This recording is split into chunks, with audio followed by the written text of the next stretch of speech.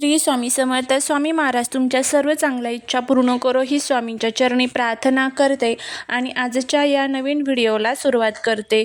2 April 2026 रोजी हनुमान जयंती आहे.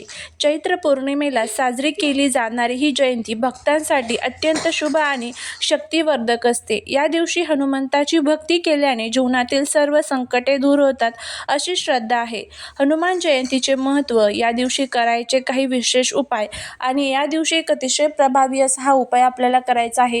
हा उपाय जर केला तर मुलांची अभ्यासात, नोकरीत प्रगती होईल, घरातील सर्व दुःख, दारिद्र्य, अडचणी संपेल, अखंड लक्ष्मी प्राप्ती होईल, जीवनातील सर्व संकटांचा नाश होईल. तर असा हा प्रभावी उपाय कसा करायचा याबद्दलची संपूर्ण माहिती, त्याचबरोबर कोणत्या चुका टाळाव्या, काय करावे, काय करू नये, अशी संपूर्ण माहिती आजच्या व्हिडिओमध्ये मी तुमच्यासोबत शेअर करणार आहे. त्यामुळे व्हिडिओ हा स्किप न करता शेवटपर्यंत नक्की पहा. जर तुम्ही या चॅनलवरती नवीन असाल तर चॅनलला सबस्क्राईब करा आणि असेच माहितीपूर्ण नवनवीन व्हिडिओ पाहण्यासाठी बेल आयकॉनलाही प्रेस करा, म्हणजे जेव्हा कधी मी नवीन व्हिडिओ अपलोड करेल त्याचं नोटिफिकेशन सर्वात अगोदर तुम्हाला भेटेल आणि तुम्ही एक पण व्हिडिओ मिस करणार नाही. त्याचबरोबर कमेंटमध्ये ओम हनुमते नमः लिहायला विसरू नका, जेणेकरून हनुमानाची तुमच्या कुटुंबावर, मुलांवर अगदी भरभरून अशी कृपा होईल. हनुमान हे शक्ती, बुद्धी आणि असीम भक्तीचे प्रतीक आहेत. त्यांची उपासना केल्याने आत्मबळ वाढते. हनुमानाला संकटमोचक म्हटले जाते. जीवनातील अडथळे आणि नकारात्मक ऊर्जा दूर करण्यासाठी हा दिवस विशेष मानला जातो. विशेषतः शनिदेवाच्या साडेसातीचा किंवा इतर ग्रह दोषांचा त्रास कमी करण्यासाठी हनुमानाची पूजा फलदायी ठरते. या दिवशी काय करावे? या दिवशी सकाळी लवकर उठून स्नान करावे, स्वच्छ वस्त्रे परिधान करावे. या दिवशी हनुमान चालीसा, बजरंग बाण किंवा सुंदरकांडचे पठण करणे अत्यंत शुभ असते. शक्य असल्यास या दिवशी उपवास धरावा.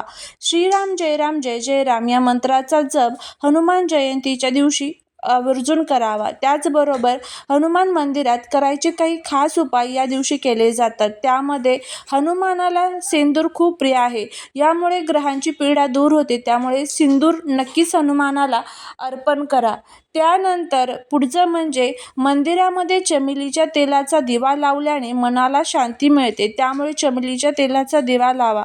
11 किंवा 21 रुईच्या पानांवरती राम नाव लिहून त्यांची माळ हनुमानाला अर्पण करा. त्यामुळे भगवान हनुमान हे आपल्यावरती खूप प्रसन्न होतात. हनुमानाला बुंदीचे लाडू किंवा चण्याच्या डाळीचे पिठलं भाकरी अर्पण करणे खूप शुभ मानले जाते. त्यामुळे हा नैवेद्य आवर्जून अर्पण करा. त्याचबरोबर नारळाला शेंदूर लावून तो हनुमानाच्या चरणी अर्पण केल्याने रखडलेली कामे मार्गी लागतात. हनुमानाच्या पूजेमध्ये स्वच्छता, पावित्र्य राखणे अत्यंत आवश्यक आहे. या दिवशी तामसिक आहार, मांसाहार, कांदा, लसूण खाणे टाळावे. कोणाशी वाद घालू नका. मनामध्ये शुद्ध भाव ठेवा. चैत्र पौर्णिमेचा जो प्रारंभ आहे तर तो 1 एप्रिल 2026 वार बुधवार सकाळी 7 वाजता होणार आहे आणि समाप्ती जी आहे तर ती 2 एप्रिल 2026 गुरुवार सकाळी 7:41 होणार आहे. शास्त्रानुसार ज्या दिवशी सूर्योदयाच्या वेळी पौर्णिमा तिथी असते त्याच दिवशी पौर्णिमेचे व्रत आणि मुख्य उत्सव साजरा केला जातो. त्यामुळे 2 एप्रिल 2026 रोजी सूर्योदयाच्या वेळी पौर्णिमा तिथी उपलब्ध असल्याने हनुमान जयंती आणि चैत्र पौर्णिमा 2 एप्रिल रोजी साजरी केली जाणार आहे. चैत्र महिना हा हिंदू कॅलेंडरचा पहिला महिना आहे. त्यामुळे या पौर्णिमेला विशेष धार्मिक महत्त्व आहे. याच दिवशी पवनपुत्र हनुमानाचा जन्म झाला होता, म्हणून हा दिवस देशभरामध्ये मोठ्या उत्साहात साजरा केला जातो. या दिवशी पवित्र नद्यांमध्ये स्नान करणे, गरिबांना दान देणे अत्यंत पुण्यकारक मानले जाते. यामुळे पापमुक्ती होऊन सुख समृद्धी मिळते अशी श्रद्धा आहे. अनेक घरांमध्ये या दिवशी भगवान सत्यनारायणाची कथा आणि पूजा केली जाते. पौर्णिमेच्या रात्री चंद्राची पूजा केल्याने कुंडलीतील चंद्रदोष दूर होतात आणि मानसिक शांती लाभते. चैत्र पौर्णिमा ही हिंदू वर्षातील पहिली पौर्णिमा असल्याने धार्मिक आणि आध्यात्मिक दृष्ट्या तिला विशेष महत्त्व आहे. या दिवशी आपल्याला सकाळीच महालक्ष्मीचा अभिषेक करायचा असतो. पूजेत कवड्यांना हळद कुंकू लावून देवी लक्ष्मी समोर ठेवा. पूजा झाल्यानंतर त्या लाल कपड्यात बांधून आपल्या तिजोरीत ठेवा. रात्री गाईच्या दुधाची खीर बनवून त्यात थोडी केसर टाकावी आणि देवी लक्ष्मीला हा नैवेद्य अर्पण करा.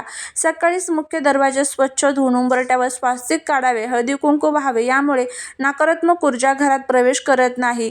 घरात पुसण्याच्या पाण्यात थोडेसे समुद्री मीठ टाकून घर पुसावे, यामुळे घरातील वास्तुदोष दूर होतात.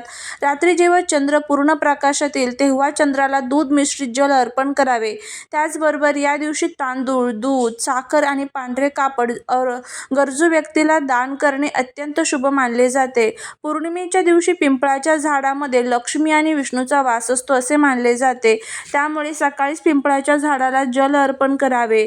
संध्याकाळी झाडाच्या मुळाशी शुद्ध तुपाचा दिवा लावावा, यामुळे पितृदोष शांत होतो. त्याचबरोबर 2 एप्रिलला हनुमान जयंती असल्यामुळे या दिवशी हनुमान चालीसा वाचल्यानंतर थोडा वेळ ओम सोमाय नमः या मंत्राचा जप देखील तुम्ही करू शकता. या छोट्या छोट्या गोष्टी ज्या आहेत तर त्या तुम्हाला 2 एप्रिल म्हणजेच हनुमान जयंती आणि त्याचबरोबर चैत्र पौर्णिमेच्या दिवशी ज्या आहेत तर त्या करायच्या आहेत आणि काही गोष्टी ज्या आहेत तर त्या टाळायच्या आहेत. या दिवशी ज्या गोष्टी सांगितलेल्या आहेत त्या जर केल्या तर संपूर्ण वर्षभराचं जे फळ आहे तर ते आपल्याला मिळत असतं. त्यामुळे आपल्याला ह्या सर्व गोष्टी करायच्या असतात. त्यानंतर आपल्याला हा जो एक अतिशय प्रभावी असा उपाय आपल्याला करायचा आहे. आता हा उपाय जो आहे तर तो प्रत्येक आईने आपल्या मुलांसाठी करायचा आहे. हनुमान जयंतीच्या या मंगल दिनी प्रत्येक आईची एकच इच्छा असते, तिच्या मुलांनी अभ्यासात चमकून जावे, त्यांना चांगली नोकरी मिळावी आणि त्यांच्या आयुष्यातील सर्व अडथळे दूर व्हावेत. जर तुमच्या मुलांच्या प्रगतीत काही बाधा येत असेल तर आज हा जो उपाय मी सांगणार आहे, जो केल्याने मुलांवरील वाईट दृष्टी नजर दूर होईल आणि यशाचे मार्ग मोकळे होतील. हनुमान जयंतीच्या दिवशी मुलांवरून शेंदूर लावलेले नारळ किंवा काळे तीळ किंवा मीठ ओवाळून टाकणे अत्यंत शुभ मानले जाते. परंतु हनुमानाला प्रिय असलेल्या गोष्टींनुसार एक नारळ हा सर्वात उत्तम पर्याय आहे. तर आता हा उपाय कशा पद्धतीने करायचा ते आपण बघूया.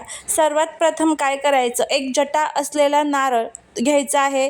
थोडे हनुमान चालीसेतील शेंदूर आणि मोहरीचे तेल घ्यायचे आहे. त्यानंतर नारळाला शेंदुराचा टिळा लावा. शक्य असल्यास हनुमान चालीसा वाचत असताना हे करा. मुलांना पूर्वेकडे तोंड करून बसवा. आईने तो नारळ मुलांच्या डोक्यावरून पायापर्यंत 7 वेळा घड्याळाच्या काट्याच्या दिशेने ओवाळावा. ओवाळताना मनातल्या मनात म्हणा, हे हनुमान राया, माझ्या मुलांच्या अभ्यासातील, नोकरीतील सर्व अडथळे दूर कर, त्याला उज्ज्वल आयुष्य दे, भविष्य दे.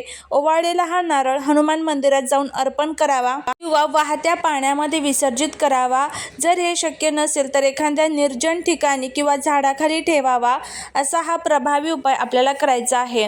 आता हा उपाय का केला जातो तर मुलांच्या प्रगतीतील लागलेले कोणाची दृष्ट, घरातील नकारात्मक ऊर्जा यामुळे नष्ट होते. हनुमानजी हे बुद्धी आणि शक्तीचे दैवत आहे. त्यामुळे अभ्यासात एकाग्रता वाढते, नोकरीच्या ठिकाणी येणारे अडचणी दूर होतात आणि श्रद्धा विश्वास ठेवून केलेला कोणताही उपाय हा आपल्याला लवकर फळ देतो. त्यामुळे श्रद्धा आणि विश्वास ठेवून उपाय करा. यासोबतच मुलांनी दररोज हनुमान चालीसा वाचली तर त्याचे फळ अधिक लवकर मिळते. तर असा हा प्रभावी उपाय आपल्याला या दिवशी करायचा आहे. तुम्ही करून बघा, तुम्हाला याचा खूप चांगला फायदा जो आहे तर तो बघायला मिळेल. झालेली सेवा ही महाराजांच्या चरणी रुजू करते. भेटूया पुढच्या एका छानशा नवीन व्हिडिओत एका नवीन माहितीसोबत. तोपर्यंत सर्वांना श्री स्वामी समर्थ.